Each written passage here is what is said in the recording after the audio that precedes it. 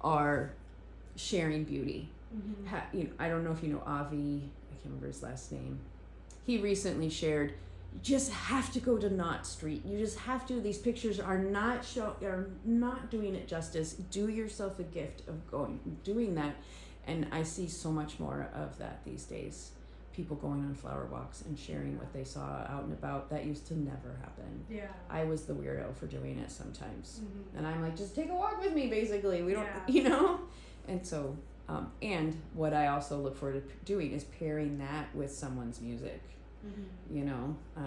Or when I'm having conversations and we're not on camera, a lot of times I purposefully make really shitty videos so that I'll just easily replace it with something beautiful. Because my theory is, put this on your TV. Yeah. If you want to listen to people talk and stuff, put something beautiful on your TV and walk around and do your own thing while you're listening. That's what I used to do all the time. And so I'm just trying to create that beauty and match it with also not the cult of personality that's created if you look at our faces all the time. And the distraction that's created. Sometimes you need to turn your eyes off. So that you can listen better. Totally. So. But I realized, through this process of trying to understand my CPTSD and heal it, and realizing that, this is having a direct influence on my blood sugar and on my stress about my weight and the health complications that go with that. And my immune system has been, really underperforming. I've done 15 rounds of antibiotics in the last 2 years because I just keep getting infection after infection after infection. My daughter does too. Stuff. So I'm like... So it's not all different for her, it's all UTIs. But mine are UTIs, but they're different bacteria. Than a UTI normally would be? Is so E. coli is really common, but I've had 5 different bacteria that I wonder if that's happening for her too. Dozen infections. And I'm completely at a loss how it's happening. Except for that, it's indication from your immune system. I'm not fucking working. Yeah, no. I can't fight this off. So information, important information. And it's debilitating, and so it's crazy. It fucks your gut up, which also makes you hold on to weight. And if you gotta pee every 10 minutes, you can't sleep. You can't think. You can't leave the house. Patience.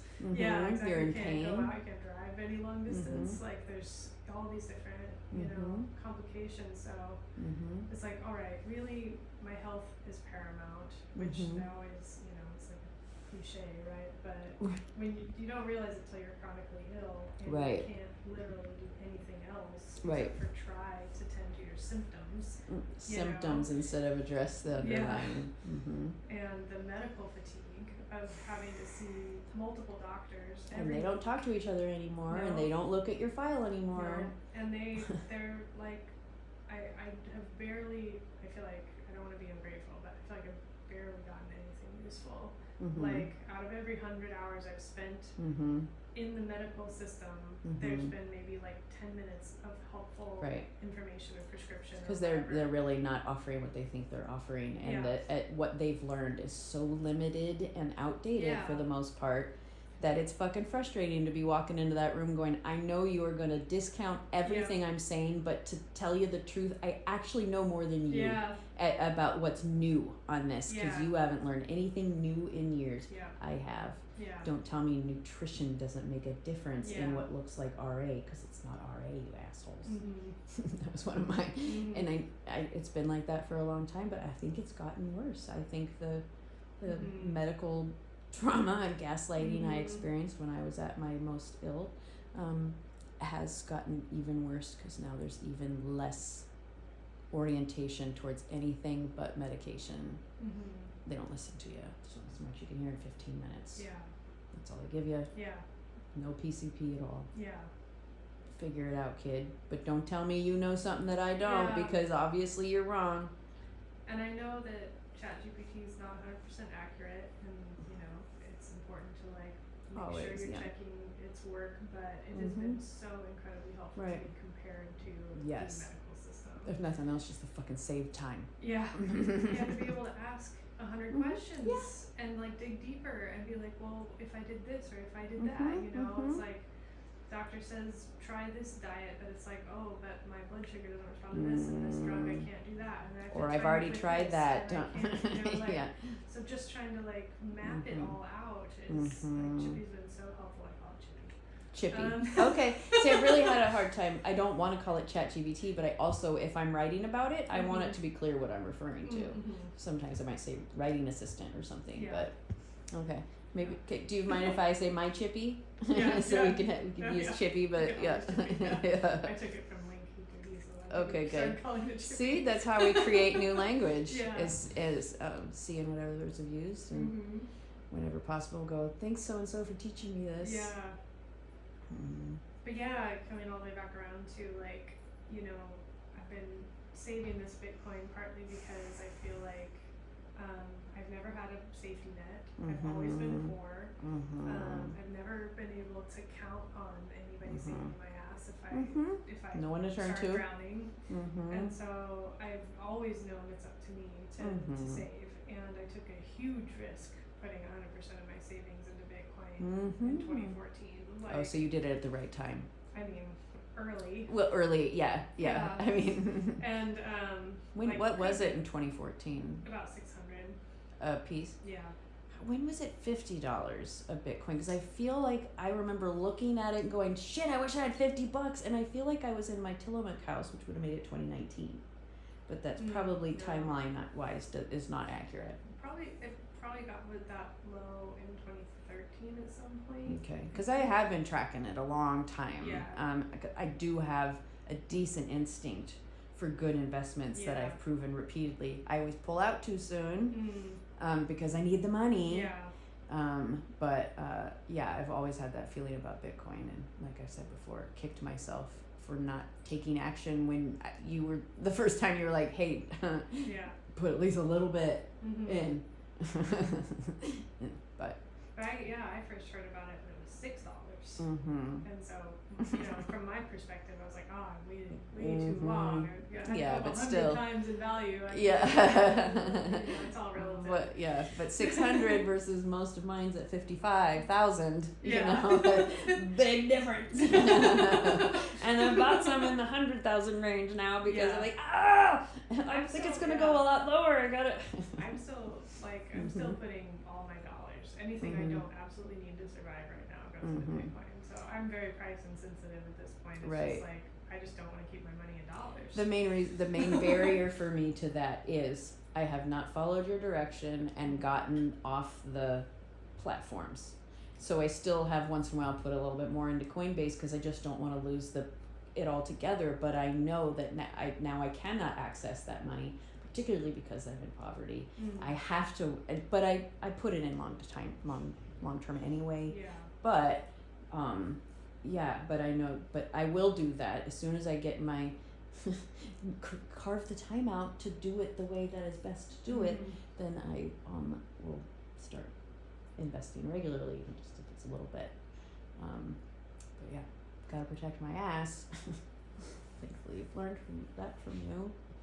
But so, are you supporting yourself better, like gifting yourself a little bit of that so that's all abundance? Coming back around is just like I've thought of that as like my untouchable savings account all this time, and like I had to dip into it to survive India, and I've had to dip into it to survive post India, chronic illness and whatever too.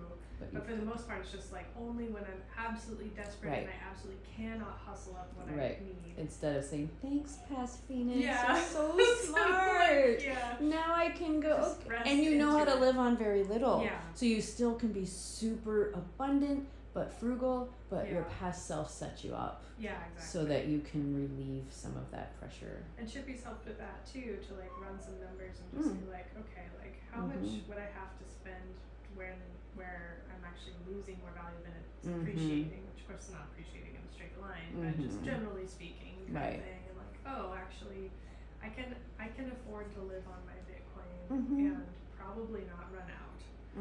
Like doesn't mean I'll be able to afford that big piece of land. Right. If I do that. But again, I'm also rethinking, like, we could crowdsource that. We could fundraise for that. Right. I could go live somewhere where somebody else already funds. Right, like, exactly. I think that's have to be the person no, who pays 100% out just of because you have the dream yeah. doesn't mean you should be the one to execute. That's the whole point of community. Yeah. I'm an amazing dreamer and I have a dream. Oh, you believe in it too? Let's team up, friend. Yeah. We have different resources. It's like that montage that are in so many movies, where the team comes together. One person knows them all and they're like, this person's amazing for this reason, this person's amazing for that reason, so on and so on. What can we do now? What's our distributed intelligence? Yeah. And what we bring to the table individually, and we trust each other implicitly, unless you make it possible, you show me I can't trust you because my friend trusts you, and I trust them implicitly. That's how the ripple effect grows. But I'm glad because I'm willing to bet by you removing that pressure of only under severe conditions will I let my past self care for me. I'm willing to bet that you'll probably be able to recover some of your energy, and you'll be able to redirect it towards more what is a wiser investment, more effective investment than barely surviving. Yeah, and I feel like I'm just at the beginning of that space that I'm allowing for myself to not hustle, and to rest, and to feel into my flow and like what calls to me, and like that's such an important process. It does, it does feel like such a relief, and I'm so used to being so busy, right? And I'm realizing like, wow, it's fucking glorious to not just be busy all the time. It is. And to just have space and like come over and be like, I don't know how much time I have. I guess I have hours. Like, right. See, I think we should, because I was able to do the same thing, but it's taken me a while to get to this point. But it's because I prioritized it so highly, and I saw the way I felt better. But now I know I'm really pretty consistent between like 9:30 in the morning and noon. I generally want to be creative. I want to brain dump. I want to move my body. I want to be outside. Like that's very consistent. Very consistently feel I can do some like executive functioning a few days a week before 9:30. Then in the afternoon, this is what I generally want, and I really can't make myself be creative. If I missed my window for making that video I wanted to make, it's done until next time it comes. But that way I can plan for it. I make my appointments with folks. There are some that I'm willing to let into that time of my day because I know they'll be supportive of it and add to it. I don't have to protect it, from everybody, but there are a lot of folks that are like, I know I need to be sharp, very grounded, and hold strong boundaries when I spend time with you. So that means you get 3 p.m. on Thursdays. But I know that. And it does change with my cycle and astrology, and the element of the day is something that I've been really looking towards, because you do different stuff on an air day versus a fire day. I've found that to be extraordinary too, especially when I'm overwhelmed and don't know what to do first. My fear-based system is saying, do this first, but it's not really conducive to the element of the day. Then, okay, I do it on the next fire day, for example. And remember it then. That also is less of a drain on me. So I'm extremely excited because I know you're going to be able to identify your flow way faster than a total normie, would be able to, and you'll start to feel that reclamation of the energy. Yeah, and I feel like I've also gotten stuck a lot over the years with this sense of like, I feel like I have so much knowledge, experience, network, resources. Because you do. And I have this immense amount of privilege, and I really want to do something impactful with it. Right. And then I get stuck because it feels so overwhelming and so much pressure, and there's like so many things collapsing right now. Right. Like urgency, like if I don't come up with something right now. Right. Yeah. And what you create from that fear space. I can't play this color game. I have to create something right now. Right. That's another place. Well, if you're able to access your network of people who are like, I know how I personally can support and help you, and look, you've accessed this way that you do not have to create from that fear space, that you can choose from true inspired action, not forced inspired action caused by the fucking system of fear. You'll be making choices that you did not have access to at another point. After one day of more chill activity, I start to have different responses to shit, you know? Yeah. You know, I felt really right on yesterday about it. Yeah, I'm like, no, this is how I feel. I'm glad I didn't say anything yesterday. Yeah, I'm starting to feel the difference, and I think a big part of it is embodying the understanding also that it's okay if I never create anything again for the rest of my life. And this sense of like, I already am enough, and I've done enough, and I don't get to be the person who saves the whole world. And you don't need to be. That's not going to happen. That's part of the weight. just because you see no one else is doing it doesn't mean it has to be you who does it. And maybe it's that you had a genius idea and your collaborators just haven't arrived yet. And so, I think the,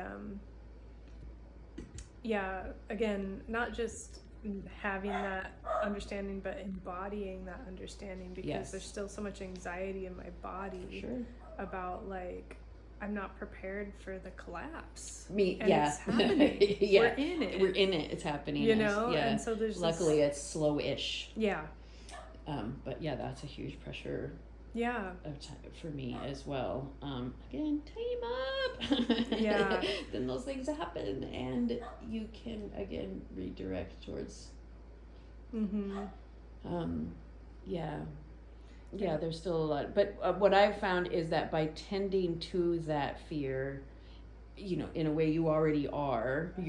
You're using your no, you're redirecting your time and energy, you've chosen to follow what your past self did and set yourself up, and you're already living and doing and getting just that much closer to when all of your wisdom and stuff you've done does come together, because that network you have hasn't been activated. But that's part of why I'm so confident that once something's fucking activated, I have a really deep network too. Once I can wake the fuckers up, you know, I have a huge impact available to me. You have a huge impact. We, just the two of us, have a bunch of overlapping impact. And so if we just start to think, all right, no one else is doing it, I guess once again it's the chronic illness, like, you know, neurodivergent warriors that gotta lead the pack, but at least there's no knives or guns right now, you know. And so we'll show you the slower, gentler, real path out of hustle culture, grind culture, event culture, commodification of community. We'll show you how it's done, but you gotta stop and pay attention briefly. Just a fucking 15 minutes, you'll learn something. So we just have to keep doing it. But it's oversimplified again and again and again as it boiled down to the bare minimum with the least amount of drain on you. Until we get to the point where people are fucking paying attention. And I know that you are a culture creator. Like, I had a whole word for it. Cultural phenomenon. Is that what it was? Like, it's not quite the words, but I've said it a couple times to folks where I'm like, okay, all right, it's not yet, but some of us are the Alan Watts of the now. Some of us are the Einstein of the now. That, like, whatever those experts that we have long looked to, it is time to update from them. They're fantastic foundation, but it's time to put on the new layers of what those of us who have learned more have learned. So let us show you. Let us step forward as those people instead of toiling in fucking obscurity until we literally die or cannot do anything. I find I get really inspired by watching documentaries or reading biographies about people like that. Because so many of them, like, you know, nobody paid a damn bit of attention to them until they were in their 50s or something like that, and they had to overcome tons of adversity to like get any of their ideas out, you know, and and it's inspiring to know that, like, Yeah, there's a lot to overcome, even if you have, you know, the theory of special relativity in your brain. Like, nobody's going to listen to you. And maybe you need more training or knowledge or whatever to be able to translate for folks. But yeah, Louise Hay, I think, was older before she really started cranking shit out. She, you know, we know what Hay House is. There's one gal in particular, her name will probably come to me. One of her books is called One Day My Soul Just Opened Up, Iyanla Vanzant. She was in her 40s or early 50s. I remember when I first read her introduction to that particular book, I just bawled because she was a single mother. She was struggling. She was trying to get by. She was trying to, you know, and she just had to turn her life into her practice. And at some point something popped, and then everything that she had built to that point, but it was fucking horrible up until that point. And I took her from that. Okay, at that time I was in my mid-40s. Now I'm in my early 50s. I actually wasn't ready to do what I'm doing now in my mid-40s. I had to learn all that I've learned since then in order to be able to put it into action, in order to be the next Iyanla Vanzant or Louise Hay or whoever. But thank goodness they blazed that trail ahead of me, because they've proven it. Even Martha Stewart is one of my idols, because once I watched her biography, I'm like, oh my fucking God, like, you have just validated all of my ideas in one fell swoop, and you just happen to be the first one who really walked that path, and you were kind of an asshole about it, but you have to be if you're the first one. Yeah. If you're, you know, further down the lineage, I think you can soften the message a bit. But since the giants before have proven it, if that is part of what helps us build the credibility. But yeah, so I look to folks like that to keep me going. Nobody knew Eckhart Tolle. Yeah. Nobody, you know, like, nobody knew these people that are now giants. Yeah. You know, now giants in the field that we turn to go, how do we reset? John Kabat-Zinn, Tara Brach, foundational, unknown until they weren't. Yeah. So I really believe that's who we are. Yeah, and I feel like I hold a vision that I haven't heard anyone else like articulate well, and I think I myself haven't articulated it all that well yet, which is that every economic system we've ever had as human beings, especially international economic systems, are based on fiat currency, which is by default and necessity inflationary. Like, you're always, whoever has the power to create money is going to abuse that power until the money has no value anymore. This is the history of every fiat currency that's ever existed. Again, historians will save the world if you pay attention to them. And there's no way it could be otherwise as long as we're playing with fiat currency. And so we get stuck in these ways of thinking about, like, oh, well, it has to be capitalism or socialism. Like, black or white, this or that. Like, we can't do anything outside of these two. And it's like, well, you're right in a sense that we are limited to these ways of conducting business with each other as long as we're working with fiat currency, and we've never had anything besides fiat currency. So if you've literally never known anything, it makes sense that you have a hard time seeing it. So believe some of the people who are able to think outside the box and show you, here's the way out of the box.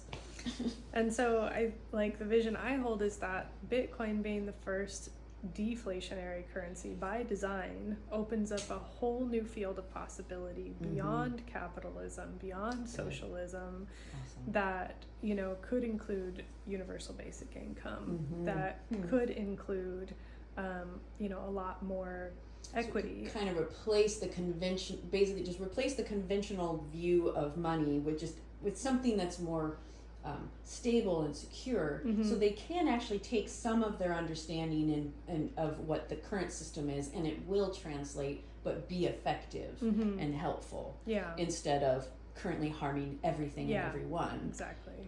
Because I didn't necessarily, I mean, I kind of understood that from what you had taught, but didn't really understand that it could be a fairly direct transition, right? If just got enough people to understand it's dead, let's try the new thing. That's exciting. So yeah, it's not just the strengths that Bitcoin offers as being like a more secure, more private, like those are great attributes, also accessible, you know, to everyone globally, regardless of your age, your criminal background, anything, whatever. Access, But like the fact that it's deflationary, I feel like that's the piece that requires some high level thinking about what does that mean for what's possible for humanity to transition to a totally new way of thinking about money, about profit, about business, about how we exchange value, how we communicate value to each other. So it's like basically like what it means is that like if every dollar you ever earned will continue to grow in value indefinitely, what would that look like? Like it would be the opposite of hustle culture, where we have to work harder and harder for less and less, and everything costs more and more all the time. Like what if everything cost less and less because technology is making it more accessible, which is how it should be, how it would be if we weren't being robbed by inflation and taxes. If you want so many tchotchkes to spend money on, it's too much fucking shit to spend money on. It's worthless. But really, it's inflation that is robbing us of all the that technology could be saving for us. Oh, see, I didn't understand that piece. I keep going, AI's not all bad, you guys. It actually claims you a bunch of time if you use it right. And so that's the other piece that I didn't Everything understand. should be getting cheaper and cheaper and cheaper and cheaper. Easier, so you can redirect your attention. And it's not because of inflation. So if we lived in a world where we keep developing technology that keeps making things easier, faster, and cheaper for us, and every dollar you earn, or Bitcoin you earn, is actually going to appreciate over time. The longer you hold on to it, what does that do to our psyches? It tells us, well, I don't want to spend on tchotchkes because if I hold on to it, it's going to keep growing in value. And it's not a gamble. Yeah. It's pretty much an inevitability. Yeah. Something you can count on. Right, which also nobody has. So you're going to be roll of the dice. Yeah, but that also suddenly shifts your mindset to more abundance, right? Because you're like, oh, I don't have to like scrimp and save because like everything I have might just disappear. Everything's going to cost so much 10 years from now. This isn't enough money. I have to get more, you know, like if you can plan for your holdings to appreciate over time, you can allow yourself to rest, to live a more mindful lifestyle, to not hustle so hard. And so this is like the vision that I really want to articulate somehow in this book I'm working on right now called Bitcoin for a Better World, which is like, yes, there's lots of different cool things Bitcoin's doing right now, but I think the most important thing it could offer humanity is a whole new way of orienting toward work and value and energy expenditure, like how much we feel like we have to do to thrive in the world. Right. Because actually we don't. If we all could rest on the laurels of the technological advances that we have and the abundance that we have, we wouldn't have to do that much for us to all have security. Right. And there's even really more. No need for infighting or survival mode, single-celled organism perspective. It really is the multi-celled organism, and it's our membrane that we should be coming from to make decisions rather than the nucleus, because that creates the whole like you versus me thing. And I like that.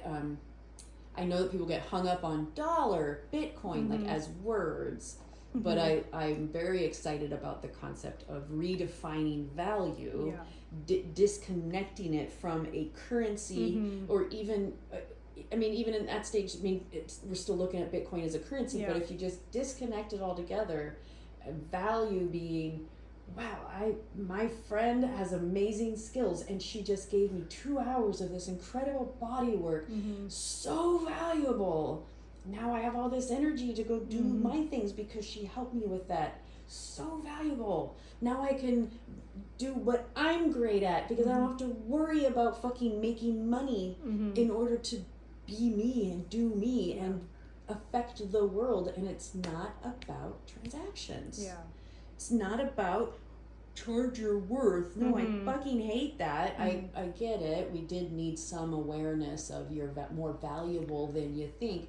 But now it's time to disengage from that particular metric. It's part of the evolution, and I think Bitcoin's also part of an evolution. It's not like the end all be all by any means. It's still part of the transactional framework. It's still part of the currency. To accept some change and learn something new. And also redefine value. Right. And how we think about it. And I think that is the most important, like, mind-opening element.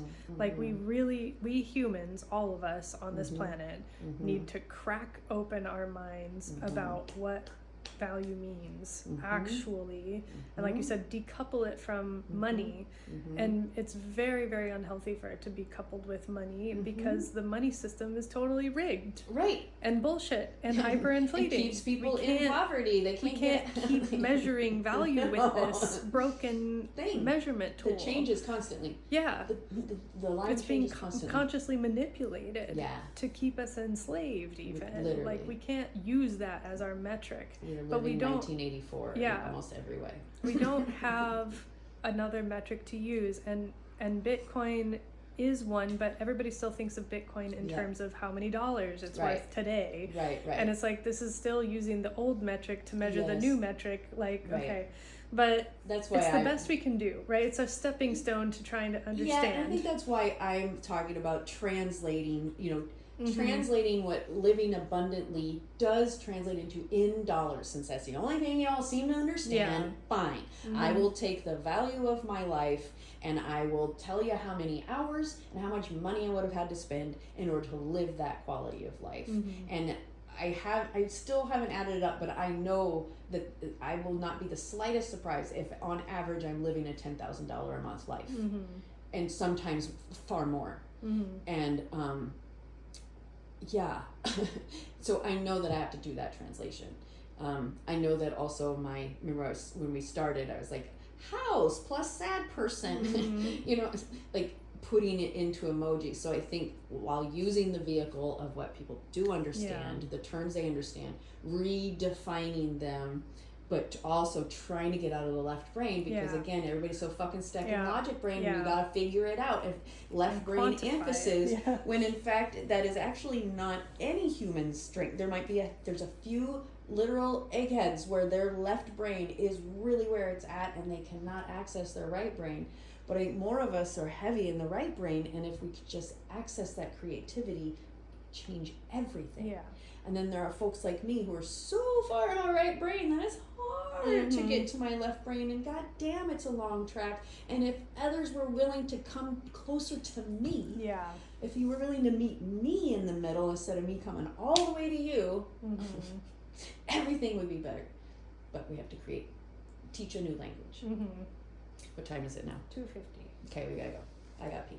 So, thank you. That was such beautiful intellectual intimacy. I feel so close to you. I feel like I've learned more ways to show you my love, and I've had the opportunity to tell you ways to show me love. And we've got to spend actual time to invest time in each other. Invest attention. Effort. And you paired it with a walk, and you're gonna pair it with another walk and the sunshine.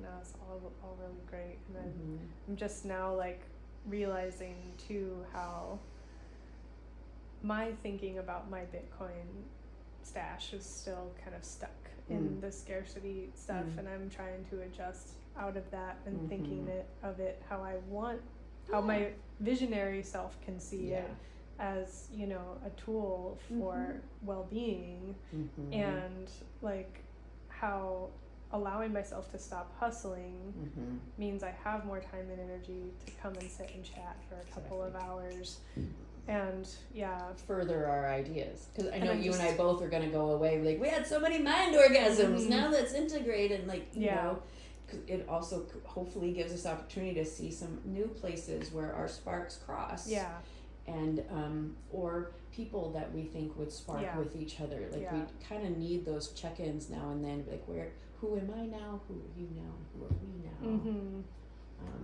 That's why that investment of us just was setting aside the time to do this is important.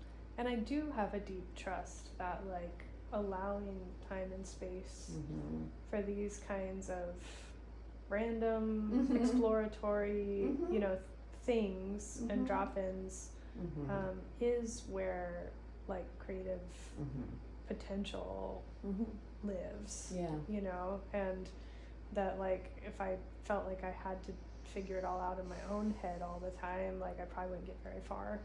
I mean, you've gotten as far as you can get by figuring it all in your own head. Like I know you've collaborated, we've collaborated. I know that's, but still the predominant for most of us has been, I'm gonna have to do it myself. That's the underlying theme in almost every time I suggest something about the new paradigm. Even those of us who I know understand it will be like, but no, that won't work. I lost the train. It doesn't matter. We think we have to do it all ourselves. We that's right. That's the main thing. So I think that's the main piece of having to disentangle, and that it is all attached to currency, and it is, and that we, you know, that system has all the power anymore, because it actually has zero power as soon as we start paying more attention to each other.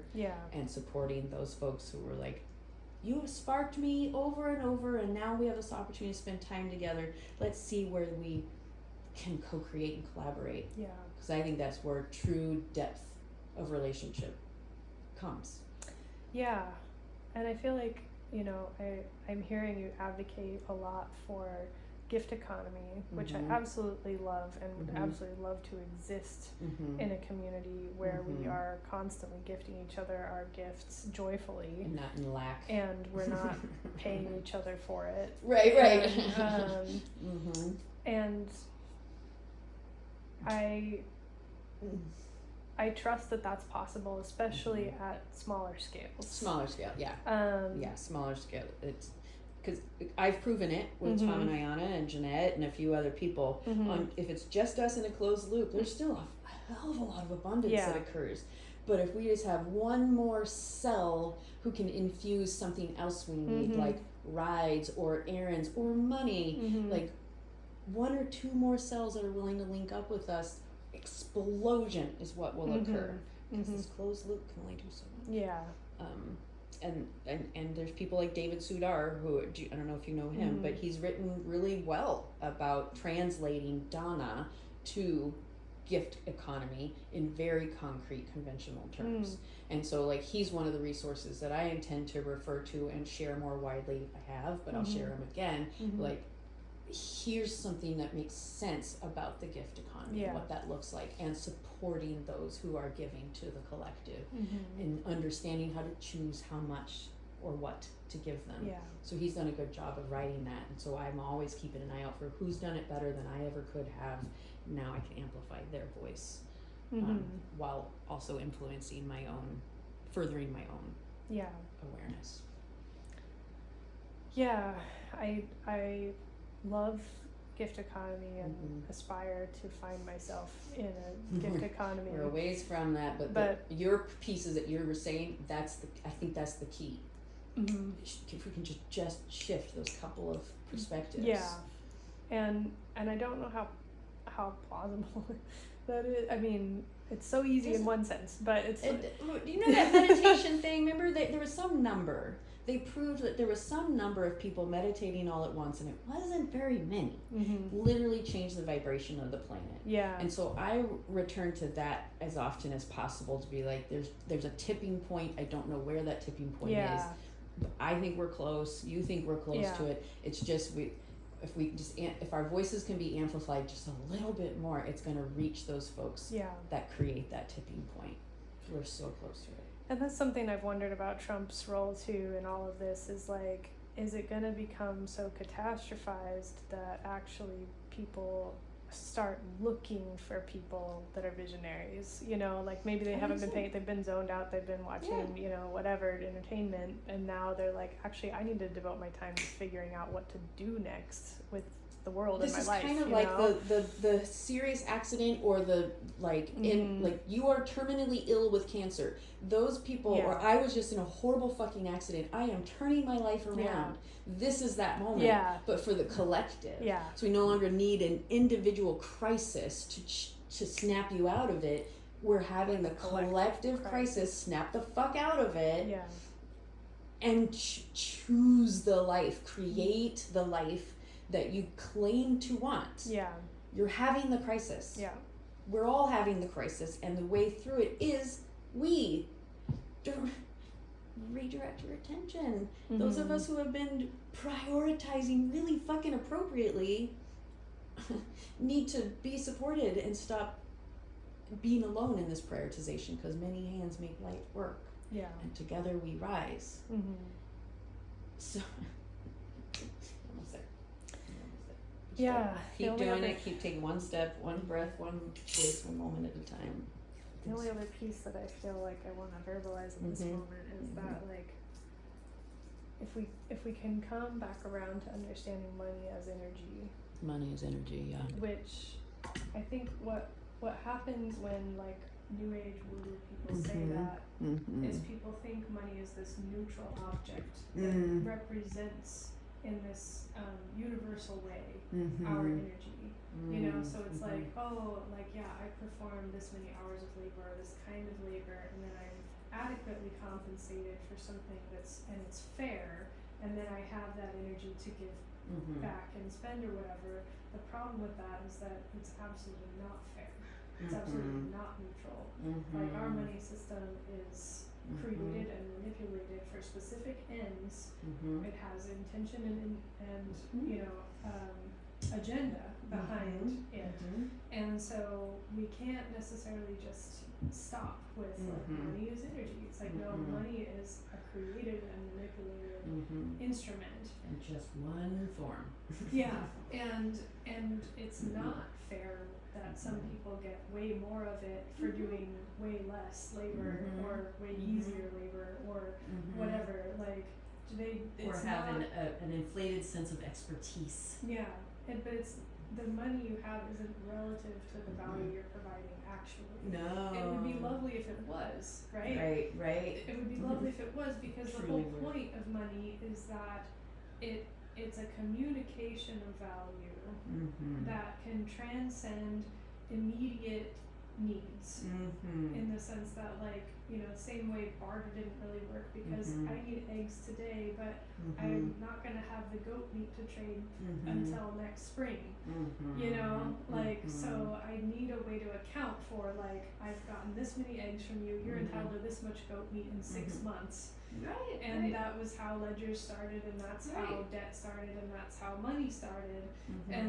And so we do need, in order to transcend the time difference of meeting each other's needs and exchanging value, we need a tool, we need a method of communication that says, like, this is what we've agreed upon is fair exchange of value.